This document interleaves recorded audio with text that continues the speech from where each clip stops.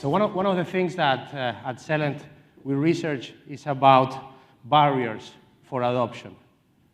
And we apply this to innovation, to digital transformation, to enterprise transformation. And no matter if we do this research in the insurance industry, if we do it in the banking industry, we always find the same answer. The main barriers are technology, the sense of urgency, and culture. Technology is easy to solve, right? You may spend more money, less money, but you get it out there. Changing culture is a little bit more difficult. So that's what I'm going to try to do today in the 20 minutes we have with my colleagues here, have their perspective of how we can move with culture and not be left behind. So thank you for staying with us until the last session, and I hope you enjoy it. Hey guys, Hi. How are you? Good. When are we going to do some equality gender here? I'm all for it. I'm trying. I really am. I'm trying. I'm sure there's... Oh, we're all from the equal gender. Yeah, it's equal. We're Yeah, all right. the same gender, Come so on. it's equal. Ray, as the co-founder of an organization that brings together banks and fintechs, do you see major differences in the kinds of skills each have? Are they complementary? Well, I think that they're two pieces of the puzzle. I think in terms of what we're looking at from skills, I think that there's still, even between both of them, I think there's an element missing, which is, I think if we look at technology, how we think in terms of the agility and the speed and the culture, that is, I think, what banks are aspiring to and need to aspire to. And so, in terms of whether they're complementary, they should be. We're very much looking at this from the financial services side, and how do we help them, really evolve in terms of their culture and their workforce in order to meet the challenge of transformation. So, I think one of the big challenges we're hoping to tackle is basically grabbing, bankers, whether it's at the board level, the C-suite level, the mid-career level, or even the young banker, and begin to help them structurally as an organization and as an industry begin to adopt some of the agility and some of the speed that technology companies are known for. Okay, thanks for that. Chris, and you've started or have been a leader in several organizations. How would you say you've adapted to new challenges in each of them? And what has that taught you about remaining relevant in a world that is changing so rapidly?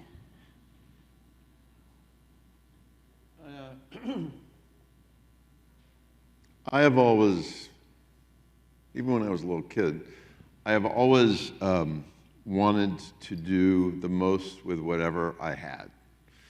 And I realized early in my career that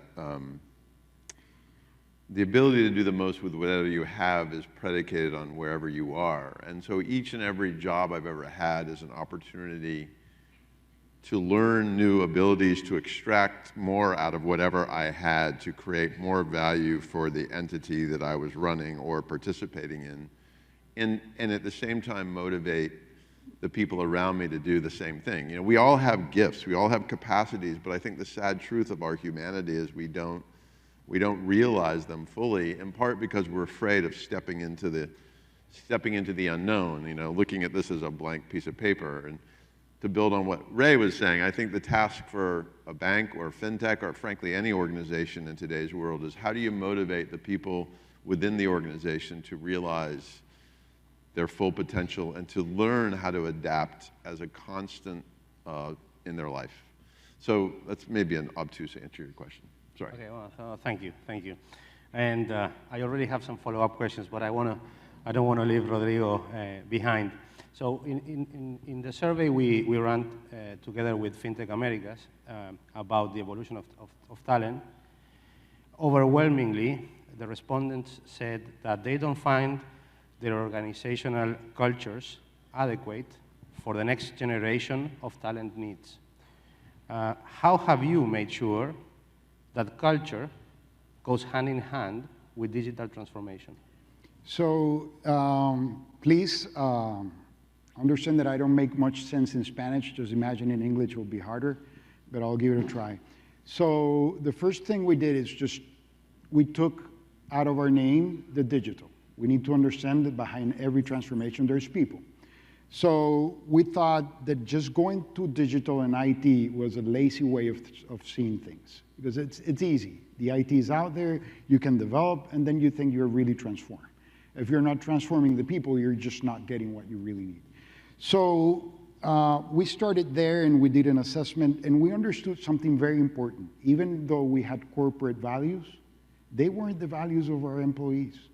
So that was really important, to understand which values were important to them, and we tried to enhance them. So, and we needed to do that fast. So we created an agile cell that, as a minimum viable product, was to start changing the culture on 3 phases. First, we need people to hear.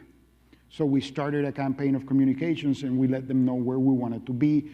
We had them understand that we weren't going to replace people, and technology was not going to replace people. Technology was an enabler, not the end to the mean that we were trying to achieve.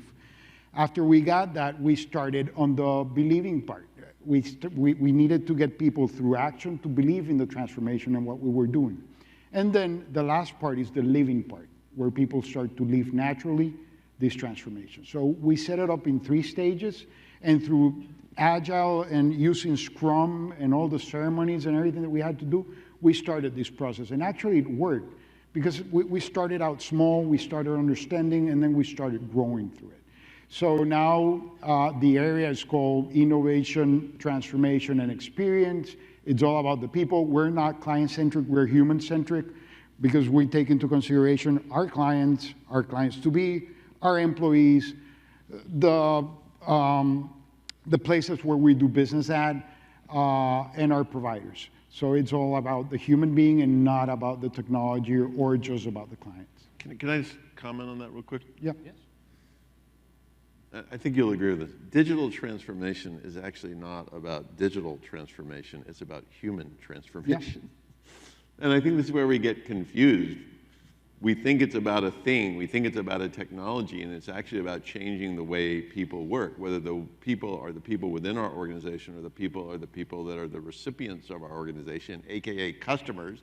It's about transforming them, right? Yeah, I agree. That's why we went from client-centric to human-centric.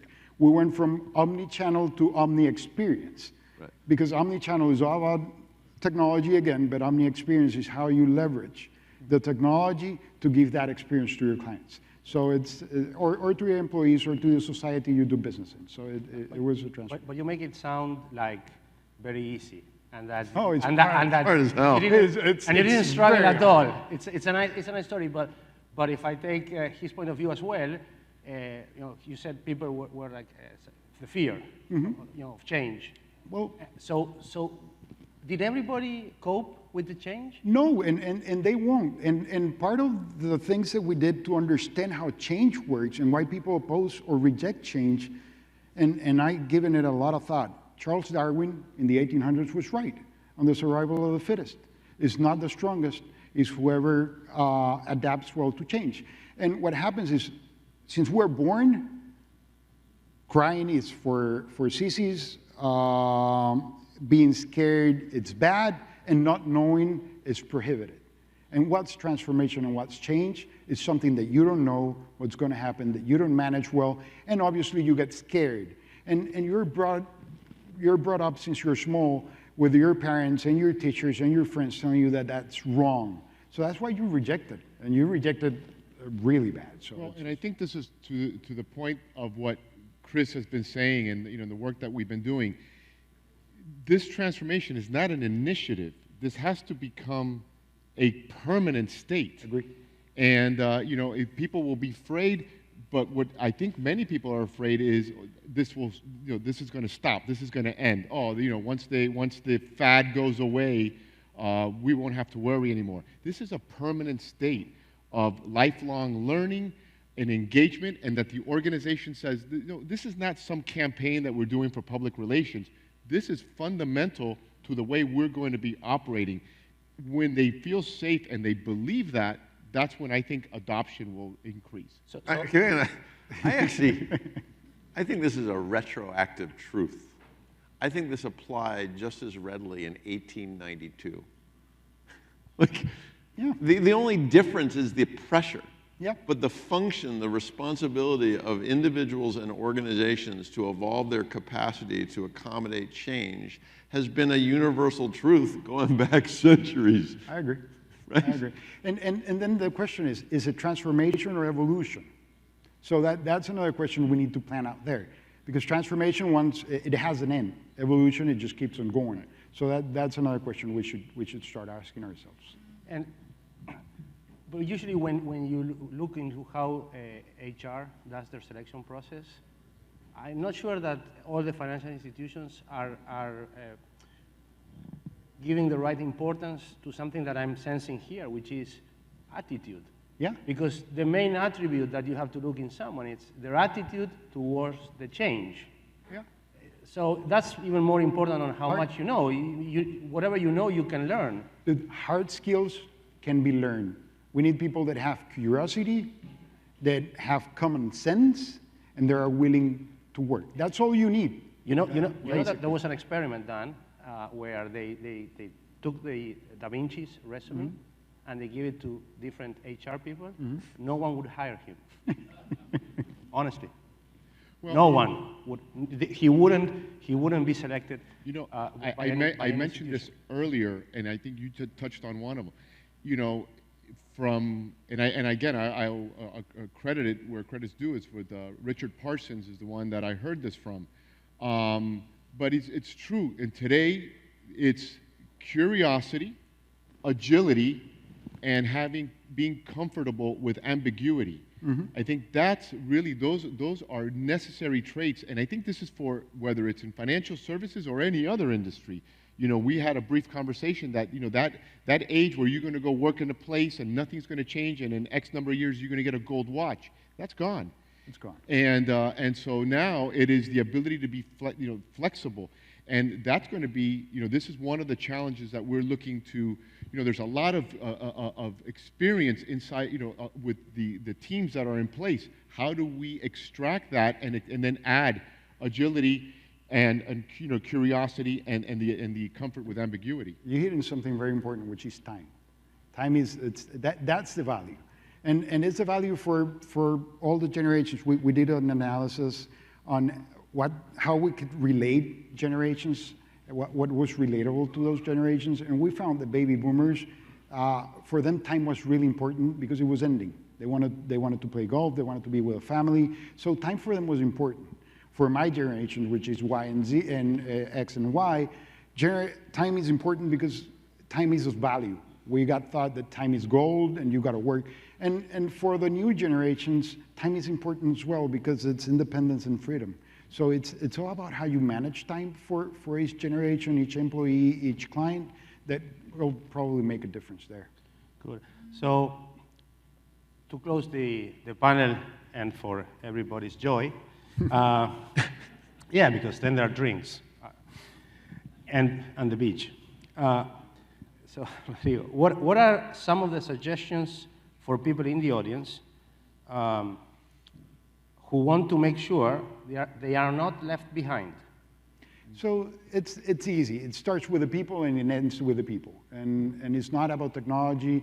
It's not about new experiences with a new with blockchain or with a new channel or whichever. It's just about transforming the way we see it, the way we approach people. I'm not as catastrophic as people think. I think branches are still going to exist. We're still going to look for human interaction, and that's where we need to change. What we need to do is to eliminate friction. And if we understand that, it could be through technology, it could be through culture. It's just eliminate friction from the interaction between humans. Right. Yeah, you know, my son is just finishing up 3rd grade, and I was taking him to school the other day, and he says to me, Papa, you know, how long do I have to go to school for? And I looked and I said, forever. And he was like, wow. But that's the answer. It is forever. And I think that this is one of, you know, I did my MBA, and, you know, at least when I did it, I was done. You know, my education was complete. And of course it's not. And I think that this is the one thing that if everyone wants to, I hope that they take away, is that this is, you know, really, and I think people want to learn. I think people, the fear is, I don't know. But if we're giving them an opportunity to learn, I think that mitigates some of the fear. So it really is about sustained, relentless learning. Agree. What about you? So I just told Ray that I wrote a book titled "This Is It." It's a personal development sort of book. It's in Amazon. It's on Amazon. Published today. As of today, you can Yeah. buy it ebook. But here's the point. It's not shilling for my book. The point is this. It's 7 lessons about how to live your life. And lesson number 1 is evolve or else. And the else part isn't a threat. The else part is this is the only life you get. Like, don't you want to make the most of it? Like, don't you want to realize your life as the best movie ever made? So that's lesson number 1. And the lesson number 7, the last lesson, is it's all a choice. It's all a choice. This is not being done to you. You are choosing to do this. And so, again, what kind of life do you want to live? Professional, personal, combined? Like, what story do you want to create? So it's not about getting left behind. That's the glass is half empty. It's about the glass is half full. What kind of life do you want to make? So basically, it's about the people. Is that all the people? Always.